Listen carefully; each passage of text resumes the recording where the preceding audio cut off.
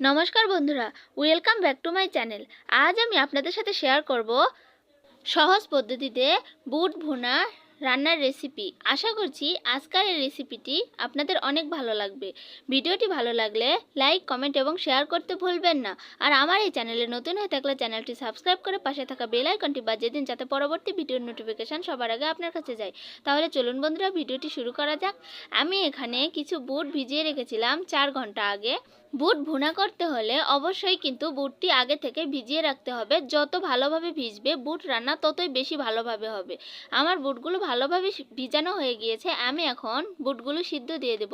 একটি পাতিলের মধ্যে করে কিছু জল সহ আমি চুলায় সিদ্ধ বসিয়ে দিয়েছি, দেখতে পাচ্ছেন বন্ধুরা। এখন আমি বুটটা একেবারে নরম হওয়া পর্যন্ত সিদ্ধ করে নেব। আর হ্যাঁ বন্ধুরা, বুট সিদ্ধ করার আগে বুটের মধ্যে কিন্তু অবশ্যই স্বাদমতো লবণ দিয়ে দিতে হবে, তাছাড়া পরে আর বুটের মধ্যে লবণ ঢুকবে না। তাই আমি স্বাদমতো কিছু লবণ দিয়ে দিলাম। এখন হাতার সাহায্যে ভালোভাবে নাড়াচাড়া করে দিয়ে একটি ঢাকনার সাহায্যে ঢেকে দিয়েছি। দেখতে পাচ্ছেন বন্ধুরা, বুটে কত সুন্দরভাবে বলক চলে এসেছে। এখন আমি এটা 20 মিনিটের মতো ভালোভাবে সিদ্ধ করে নেব। 20 মিনিট পর আমি একটি বুট এরকমভাবে টিপে দেখছি বুটটা আসলে ভালোভাবে সিদ্ধ হয়েছে কিনা। দেখতে পাচ্ছেন বন্ধুরা, আমি আঙুলের সাহায্যে এভাবে চাপে দেখে দিলাম বুটটা সিদ্ধ হয়ে গিয়েছে, জন্যই কিন্তু ভেঙে গেল। আর বুট যত বেশি ভিজিয়ে রাখবেন বুট কিন্তু তত তাড়াতাড়ি সিদ্ধ হয়ে যাবে। আমি বুট রান্না করার জন্য এখানে কি মশলা নিয়েছি তা আপনাদের দেখিয়ে দিচ্ছি। এখানে আমি 4টা পেঁয়াজ কুচি করে নিয়েছি, তারপরে নিয়েছি কিছু কাঁচামরিচ, একটি রসুন ছিলে কোয়া কোয়া করে নিয়েছি, 3 টুকরো আদা, কিছু গোটা জিরা, একটি শুকনো মরিচ, একটি লবঙ্গ, একটি সাদা এলাচ, 4টি দারচিনি আর একটি তেজপাতা। আমি সব কিছু ভালোভাবে বেটে নিয়েছি। পেঁয়াজ বাটা, মরিচ বাটা, আদা বাটা, রসুন বাটা, জিরা বাটা আর গরম মশলা বাটা। আর শুধু বাকি রয়েছে লবঙ্গ, শুকনো মরিচ আর তেজপাতা। এগুলো আমি তেলানি দেওয়ার জন্য রেখে দিয়েছি। মশলা যত ভালোভাবে বেটে নেবেন বুটের স্বাদ কিন্তু ততই বেশি বাড়বে বন্ধুরা। বুটটা আমি একেবারে মাংসর মতো করে রান্না করব। রান্না করার জন্য আমি এখানে প্রথমেই কড়াই দিয়ে দিয়েছি চুলায়। তারপরে দিয়ে দিলাম কিছু সাদা তেল। তেল গরম হয়ে গিয়েছে, এখন দিয়ে দিলাম কিছু গোটা জিরা, একটি শুকনো মরিচ আর লবঙ্গ আর তেজপাতা। তারপরে দিয়ে দিলাম পেঁয়াজ বাটাগুলো। এখন ভালোভাবে খন্তার সাহায্যে নাড়াচাড়া করে দিচ্ছি। হালকা করে বাদামি রং চলে আসলে তার মধ্যে দিয়ে দিলাম রসুন বাটা, আদা বাটা, কাঁচামরিচ বাটা। এখন সব কিছু আবারও ভালোভাবে নাড়াচাড়া করে 2 মিনিটের মতো ভাজতে থাকবো। আর মশলাগুলো ভেজে নেওয়ার সময় খেয়াল রাখতে হবে মশলাগুলো যাতে পুড়ে না যায়, সেই জন্য চুলার আঁচটা মিডিয়াম লোতে রেখে ভালোভাবে ভেজে নিতে হবে। পেঁয়াজ, আদা, রসুন আর কাঁচা মরিচের যে কাঁচা গন্ধটা আছে সেগুলো চলে গিয়েছে। আমি এখন এর মধ্যে দিয়ে দিলাম জিরে বাটা। তারপরে আমি পরিমাণ মতো জল দিয়ে ভালোভাবে নাড়াচাড়া করে এর মধ্যে মশলা বাটা, গরম মশলা যে বেটে রেখেছিলাম সেই গরম মশলা বাটাটাও দিয়ে দিলাম।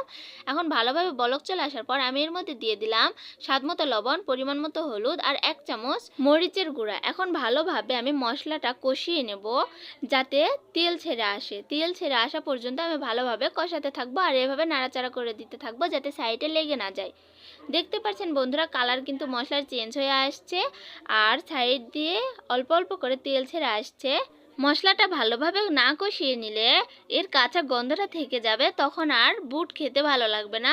মশলাটা ভালোভাবে কষানো হয়ে গিয়েছে। আমি এখন এর মধ্যে সিদ্ধ করে রাখা বুট আর বুটের জল সহ এর মধ্যে দিয়ে দিলাম।